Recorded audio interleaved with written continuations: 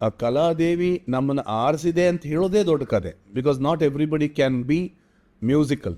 ಎಷ್ಟೋ ಜನಕ್ಕೆ ಸಂಗೀತ ಕೇಳೋವಂಥ ಅವಕಾಶನೂ ಇರಲ್ಲ, ಯಾಕೆಂದ್ರೆ ಸಂಗೀತ ಕೇಳಿ ಅರ್ಥ ಮಾಡ್ಕೊಳ್ಳೋವಂಥ ಅವಕಾಶನೇ ಇರಲ್ಲ. I have seen many people who are great actors who don't even understand music. Because when I was working in the industry, there are some people who say, I know I can understand music, but what is a sitara? I'm not hearing a sitar there.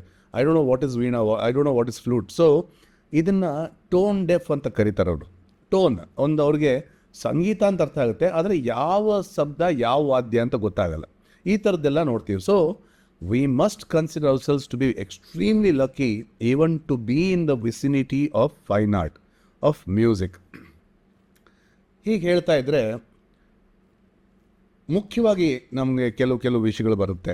When we are actually coming on to a stage where we are competing ಆಮೇಲೆ ಇಟ್ಕೊಳ್ಳೋಣ. But ನಾವು stage ಮೇಲೆ ಬರೋದು ಅಥವಾ perform ಮಾಡೋದ್ರ ಬಗ್ಗೆ ಯೋಚನೆ ಮಾಡೋಗಿದ್ರೆ, there are certain parameters that we have to achieve if we need to perform.